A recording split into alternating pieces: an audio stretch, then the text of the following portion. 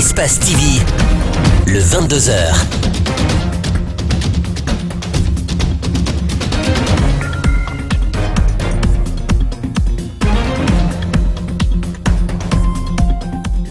Bonsoir à tous. Au sommaire de ce journal, comment gérer les fonds destinés aux collectivités locales dans le cadre de la réalisation des projets d'intérêt public? La question demeure et des partenaires financiers veulent la transparence dans la gestion des fonds. Les monofilaments, un véritable danger pour les animaux aquatiques.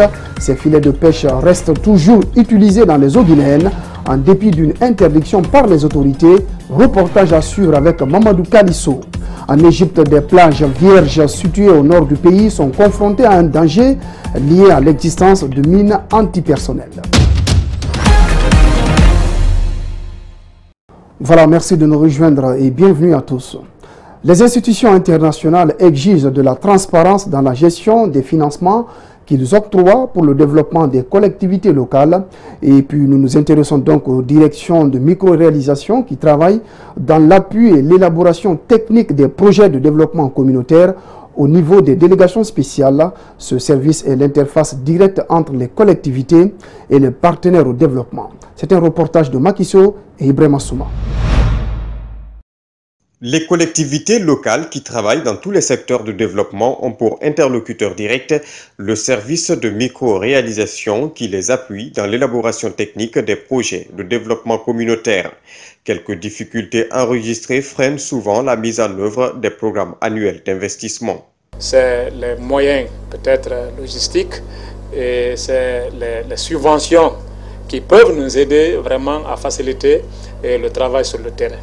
Si tu n'as pas la bonne formation, tu ne peux pas réfléchir pour élaborer un projet, pour élaborer un programme et aider les collectivités vraiment dans ce sens. Au cours de la réalisation des projets de développement, plusieurs services interviennent dans le processus de suivi et d'évaluation. Le DMR fait partie de cette commission. Il y a les conseillers, il y a certains services techniques comme l'habitat, comme les TP. Des fois, quand c'est des activités qui sont liées à ces autres services, nous faisons partie de l'équipe de suivi pour aller évaluer, suivre et évaluer les activités qui sont exécutées sur le terrain. Est-ce que c'est dans les normes? Est-ce qu'il y a vraiment des problèmes liés à ça? Et apporter des solutions correctives. Nombreux sont les partenaires au développement qui sont réticents de nos jours dans le financement des micro-projets à cause du manque de transparence. Ici à Ratouma, cette problématique ne s'est pas posée, nous a-t-on indiqué. S'il y a des financements par les partenaires, ils sont obligatoirement membres du comité de suivi parce que c'est des bailleurs potentiels qui sont là, qui prennent l'argent de leurs contribuables pour nous envoyer, pour essayer vraiment de nous appuyer dans notre cadre de développement. Pourtant, certains chargés de communication d'institutions internationales. Une centaine de journalistes de la presse privée et publique suivent une formation de mise à jour et d'orientation. L'initiative est du bureau de presse de la présidence et vise à faciliter à ces hommes de médias l'accès à l'information relative aux activités du président de la République. Aussi, rappeler à ces derniers leurs responsabilités dans le traitement de l'information et le mode de fonctionnement de l'institution incarné par le chef de l'État. La formation est assurée par des doyens dans le métier. Suivez les réactions de Moussa Sissé et d'Amantan Albert Camara, respectivement directeur du bureau de presse de la présidence et porte-parole du gouvernement. Et ils sont au micro d'Idriss Sabari et Abou Korea Kourma. Il y a eu des hauts et des bas dans nos rapports. Mais je retiens pour l'essentiel que le bilan est positif. Nous devons améliorer ce bilan pour les prochaines années et corriger les failles que nous avons connues dans la communication et les rapports entre la garde présidentielle, le protocole et l'intendance. Chacun est dans son rôle. Les militaires ont obligation de sécurité. Le protocole qui a des directives et la presse qui veut à tout prix informer, s'approcher pour recueillir les moindres détails. Cela a souvent créé des malentendus et ce sont ceux-ci que nous corrigeons aujourd'hui à travers ce séminaire atelier.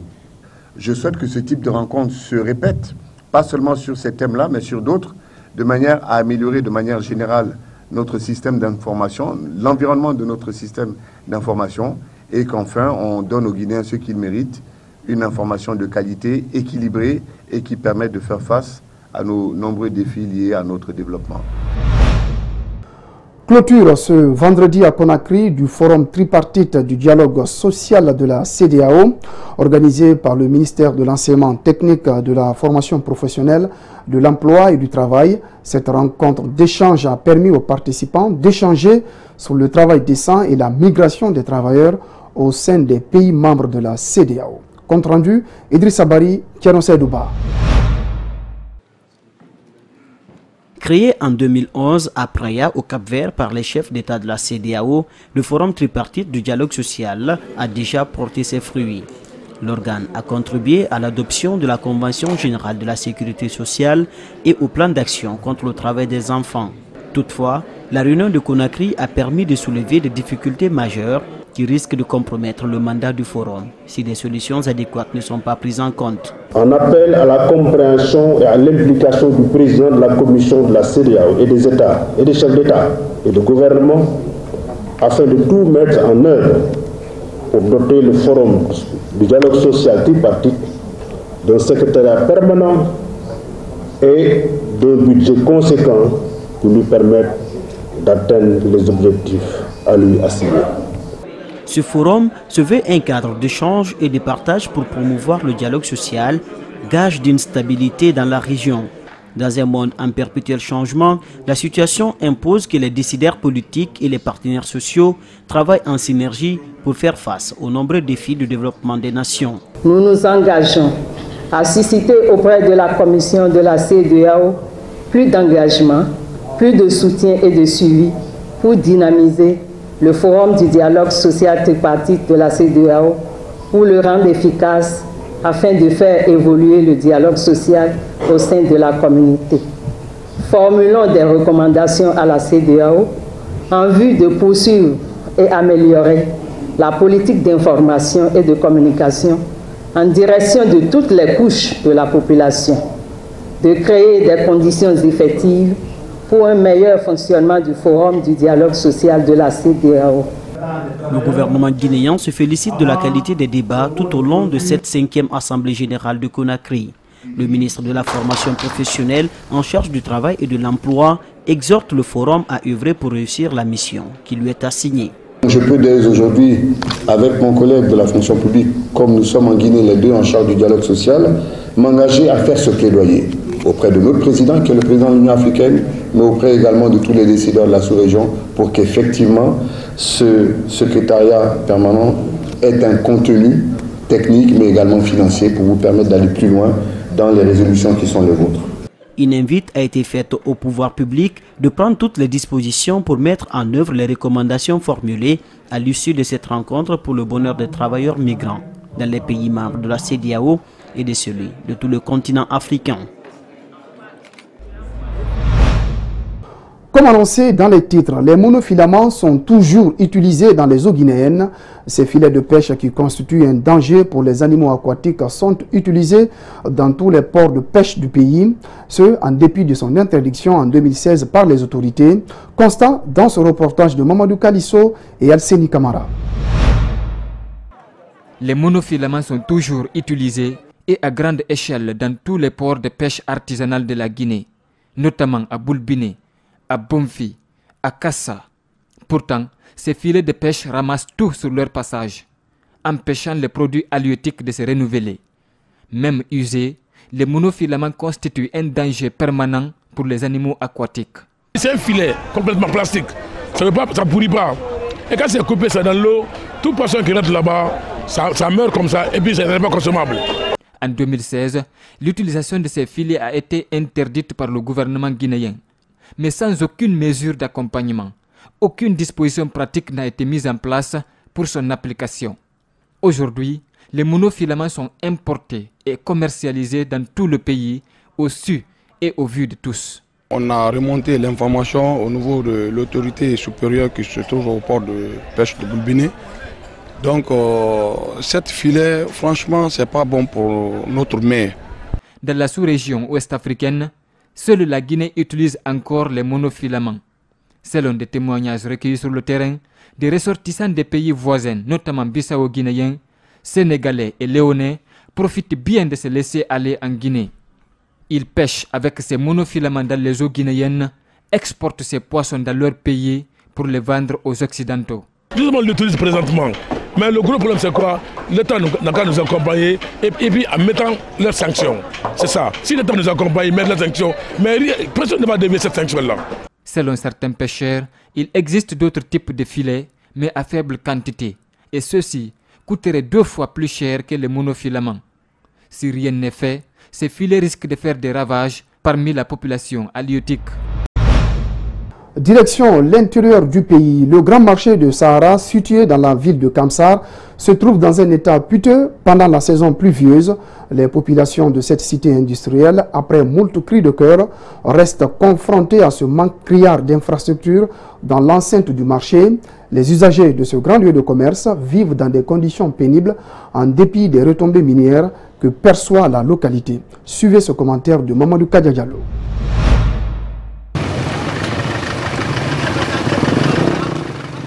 Sahara, le plus vieux marché de Kamsar. Ce centre d'échange hebdomadaire accueille depuis sa construction en 1973 l'ensemble des communautés villageoises, insulaires, ainsi que les citadins de la sous-préfecture de Kamsar. Taxe toujours perçue par la mairie de Kamsar, aucun changement visible.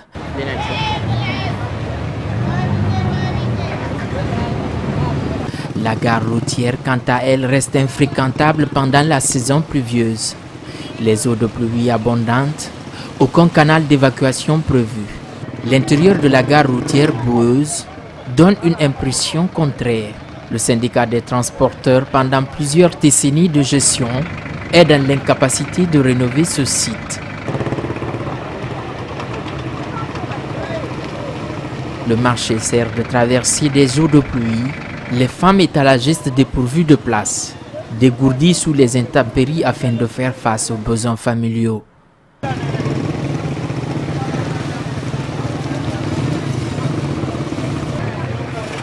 L'administration du marché trouve déplorable la situation conjoncturelle que traverse le marché en dépit de la présence des compagnies minières. Un seul hangar pour une population qui est passée au double. La délégation spéciale de Kamsar, en étroite collaboration avec les autorités administratives, réussissent à réaliser des projets communautaires. Restons encore à l'intérieur du pays, la mission de dissémination des rapports ITE 2013, 2014 et 2015 a pris fin après un périple d'une vingtaine de jours à l'intérieur du pays. Les préfectures de Gawal et de Boké ont été la dernière étape. Malik Sanjana Kamara, Aboukoria Kourouma. La préfecture de Gawal, jadis isolée, est de nos jours en pleine émulation avec la venue des sociétés minières. Celles-ci payent chaque année des taxes superficielles destinées au développement local. À Wendombourg, une sous-préfecture de Gawal, les paiements locaux effectués par la société AMC ont permis la construction des infrastructures sociaux de base. L'ambition de la communauté est aussi de bénéficier de la bonne formation. Quand on parle de l'existence de ces sociétés, on veut que les enfants, par exemple, de Wendombourg, et particulièrement et généralement de Gawal, profitent de ces sociétés. Mais il faut avoir une formation. Et cette formation, on ne peut l'avoir que quand on forme la jeunesse. C'est à Boké que la mission de dissémination des rapports de 2013, 2014 et 2015 a pris fin. Dans l'ensemble des localités et sites sillonnés, la mission a prêché la paix, la bonne cohabitation entre les citoyens, les autorités et les sociétés minières. Nous leur avons donné de l'information sur leurs droits et devoirs contenus dans la Constitution, contenus dans le Code minier et contenus dans ce que nous appelons des accords cadres de développement sur site. Nous leur avons aussi demandé de ne pas user de la violence, d'user des voies de recours que le État guinéen leur a aménagées afin de se faire entendre. Partout, la mobilisation était de taille, estimée à 95%, une réjouissance pour les responsables de la mission. Il y a eu forte mobilisation et librement. Donc je suis satisfait que les élus locaux ont tous répondu. Des fois, eux aussi, ils ont dépassé le nombre parce que nous avons prévu 3 communes rurales impactées, mais à des moments, nous rencontrons plusieurs, 5 à 6 communes qui viennent s'ajouter au nombre prévu. Donc disons que dans l'ensemble, nous avons atteint l'objectif parce que le nombre de participants a atteint presque les 90%. Pour rappel, la Guinée a adhéré à l'ITUE en 2005. Admise comme pays candidate à l'initiative pour la transparence dans les industries extractives ITUE le 27 septembre 2007, elle a été déclarée pays conforme à cette institution le 2 juillet 2014 à Mexico. Le site Guinée News a 20 ans d'existence. Pour célébrer cet événement, les responsables du site ont organisé ce vendredi une rencontre dans un hôtel de la place. Un film documentaire retraçant le parcours du site a été projeté devant les invités. Pour rappel, le site Guinée News a été créé en 1997. Mohamed Valek Touré, Ibrahim Assouma.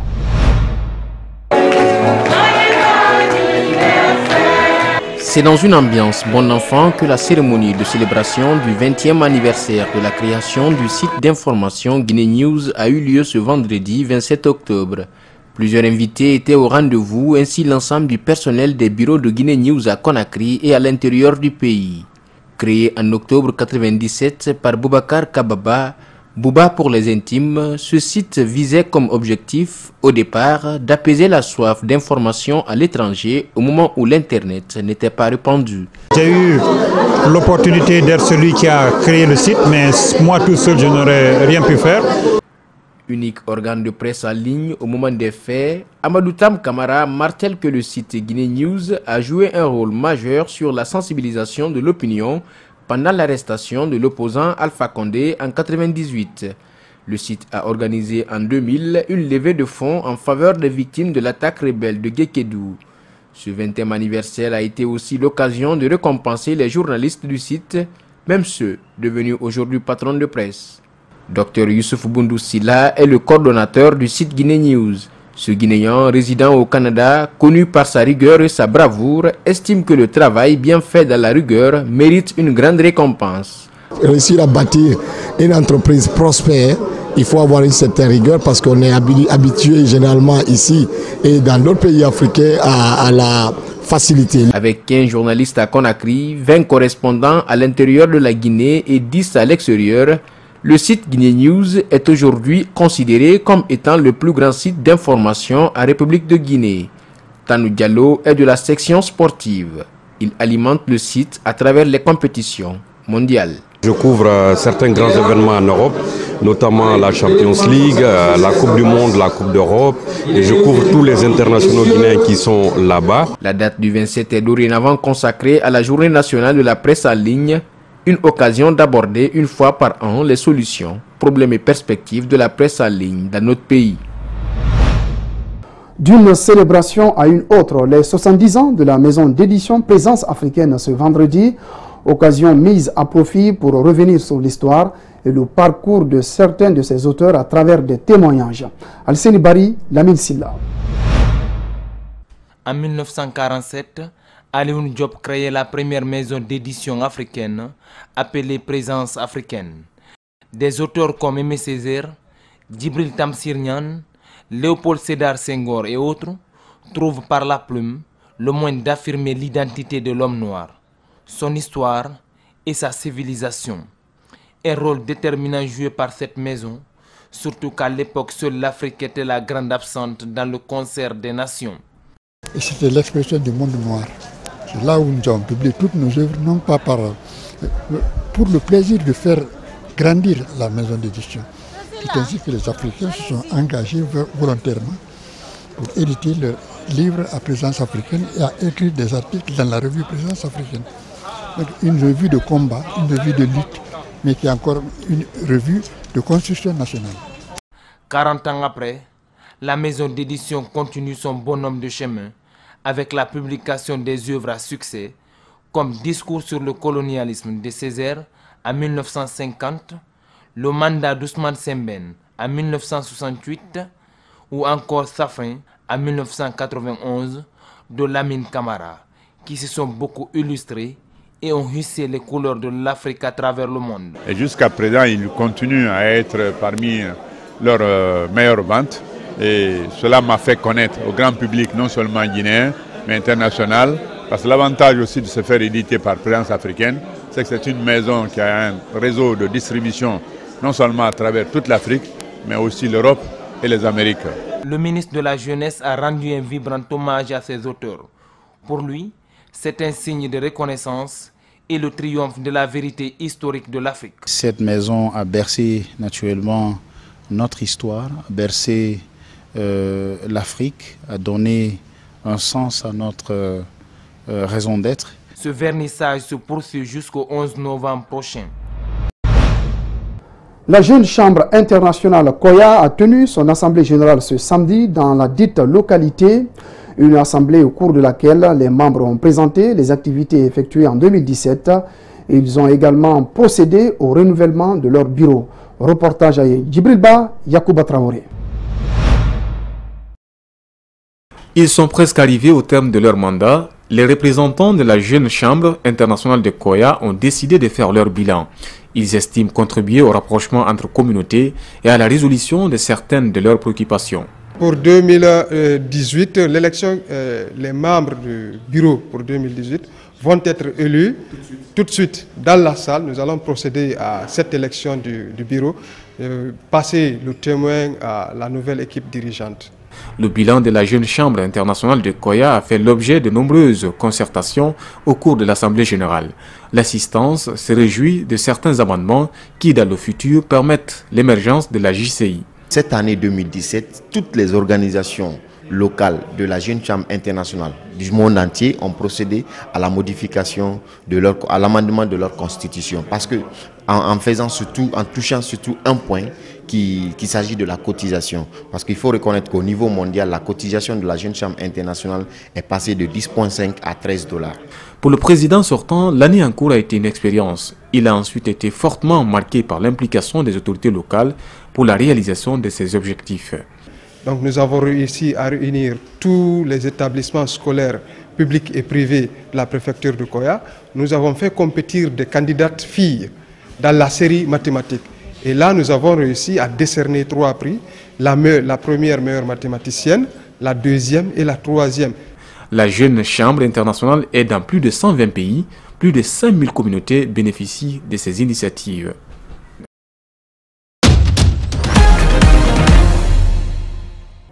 Voilà, merci de nous suivre à Kouroussa grâce à Espace TV. Ce journal est à retrouver sur notre site espacetvguinée.info. Excellente soirée à tous.